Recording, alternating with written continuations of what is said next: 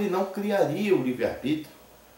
Você que tem que escolher não querer beber aquilo, você que tem que decidir não fazer aquilo. Então, quando ele fala, não vos embriagueis, então a gente, sendo inteligente, a gente sabe qual é a bebida que contendo álcool não vai embriagar. Então, a gente não põe na boca nenhuma bebida que contém álcool. Porque Jesus não está dizendo o nome de bebida, se é o vinho, se é o uísque, se é cachaça, se é o nome da cachaça tal, se é o nome da cerveja tal. Jesus não vai ficar acompanhando esse monte de bebida que está por aí para dizer o que você bebe ou não, de não vos embriagueis. Porque, irmãos, se Jesus fosse falar o nome das bebidas que não deveria tomar, né, e as bebidas que na frente iriam ser feitas, né, e as bebidas que seriam feitas na frente, né, que ainda não foram criadas. Então, ele disse, não vos embriagueis. Né? Jesus ensinou a não se embriagar. Então, qualquer bebida que contém álcool. Ah, mas o povo bebia. Se o povo bebia, mas Jesus estava falando que ele não queria ver ninguém embriagado.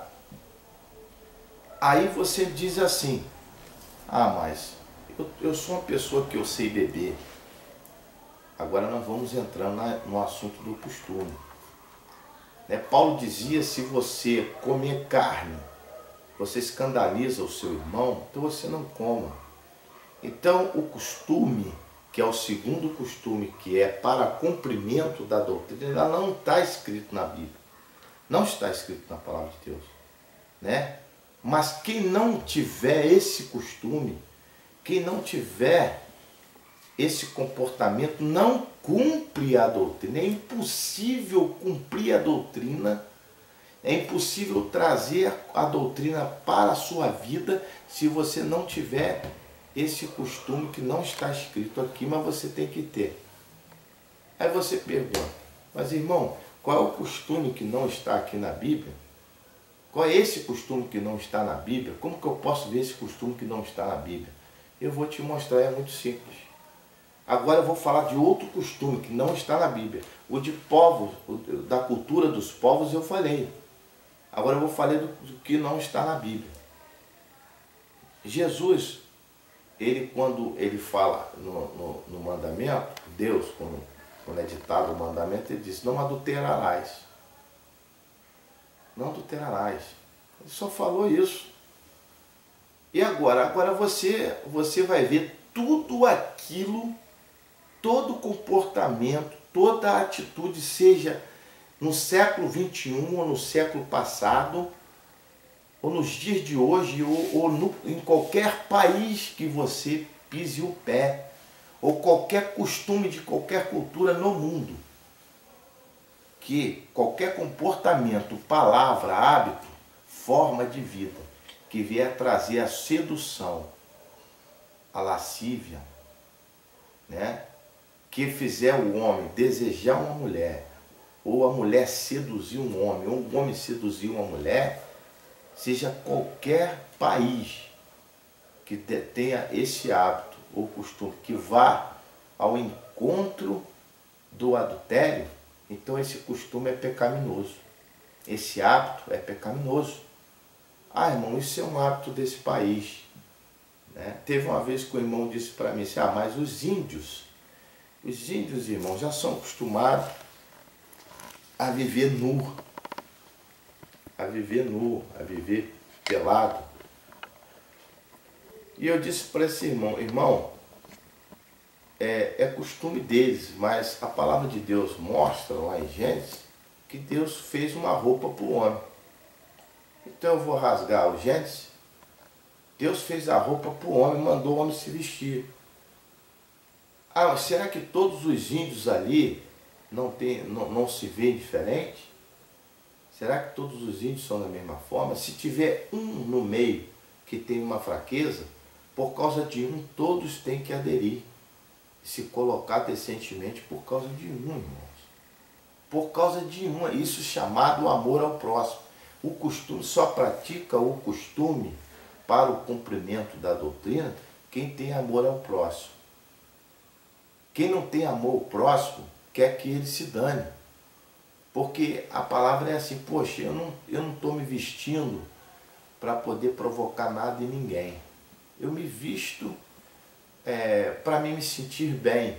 Pois é, mas às vezes você sem a intenção, sem querer, você quer estar bonito ou você quer estar bonita, mas você quer exagerar na sua forma na sua beleza, você quer acentuar a sua beleza e acaba no final despertando desejo sexual numa outra pessoa que você não teve a intenção. Só que eu quero dizer uma coisa, aquilo que você provocou nos outros por falta de zelo e cuidado teu com o corpo, você vai ter que responder a Deus. Você vai responder a Deus, porque o teu corpo não é para produzir desejo sexual em ninguém. Teu corpo não é para inflamar a sexualidade de ninguém. O teu corpo é para ser o templo do Espírito Santo e produzir a outra pessoa um outro sentimento. Agora, vamos colocar um exemplo. Por exemplo, às vezes um homem se veste decentemente, sem despertar desejo sexual de mulher nenhuma, se comporta com a sua maneira de vestir, sua maneira de falar, sua postura. Ele não faz nada, ele tem o cuidado de se colocar de forma, de andar de uma maneira cuidadosa, e de repente uma mulher começa a imaginar coisa com aquele homem. Mas ele não tá colaborando com aquela imaginação daquela mulher. Ele está vestido de uma forma modesta, que é assim que a palavra de Deus nos ensina. Quer dizer, modesta o quê? Ele não está querendo aparecer, ele está de uma forma bem arrumado, ele está bem colocado, mas ele está com cuidado com o seu corpo, ele está modesto. Então ele não está colaborando para aquele pensamento daquela mulher. Mas aquela mulher está olhando aquele homem, imaginando coisas que ele não está mostrando com o seu corpo. Aí é problema dela. Aí já é um pecado dela, uma falha dela. Você não está contribuindo para isso. Da mesma forma, uma mulher está vestida de forma modesta, como ensina a palavra de Deus, ela não precisa estar largada, está bem vestida, está de uma forma modesta, sem querer estar se exibindo, e de repente um homem começa a olhar para ela e imaginar coisa, imaginar que ela está nua, imaginar que ela está pelada, e ela está vestida. Então, o problema da imaginação desse homem. Por quê? Porque ela não está contribuindo, ela não está conforme a imaginação dele ele está vendo. Agora, irmão, é diferente quando uma pessoa olha para uma mulher e ela está com um decote exagerado, ela está com a mini saia, ou o homem está de uma maneira vestido que seduz uma mulher, né?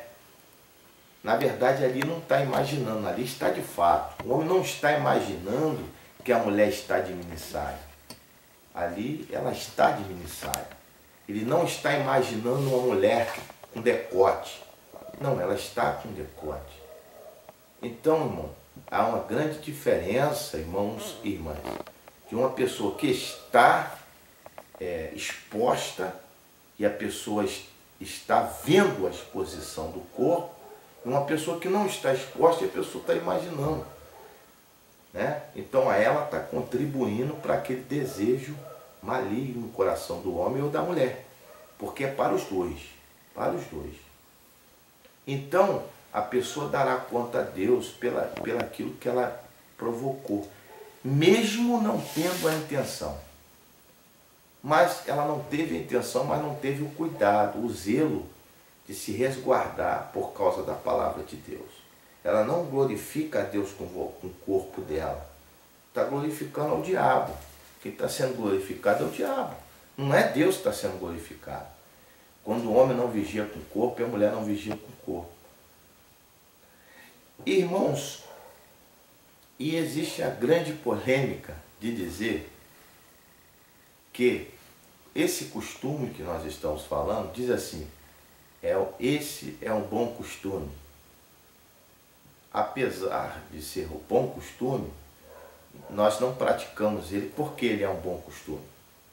Outros dizem que é o costume dos antigos, que antigamente as mulheres vestiam mais decentemente, os homens também tapavam mais o seu corpo, e nós devemos seguir o costume dos antigos. Não é o costume dos antigos. Não é, é o costume da minha igreja. Eu sou assim porque é o costume da minha igreja. Também não é. Tudo isso está errado. Foi aí que foi o caminho do equívoco. Durante toda a história, todo o discipulado da igreja, esse foi equívoco. Que o costume era bom, que o costume era dos antigos, que nós tínhamos que seguir o costume dos antigos, que o costume é da igreja tal, e que a igreja tal tem costume e a outra igreja tal não tem costume. Não. Aí que está todo o grande problema e o grande duelo das denominações. Porque o costume não é de ninguém. Costume não é propriedade de ninguém. O costume, irmãos, lembre-se bem, guarde bem para você. O costume é simplesmente uma forma de cumprir a doutrina da palavra de Deus. E quem é dona do costume é a própria doutrina. A doutrina que dita o costume.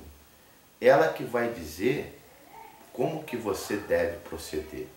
Ela vai propor para você,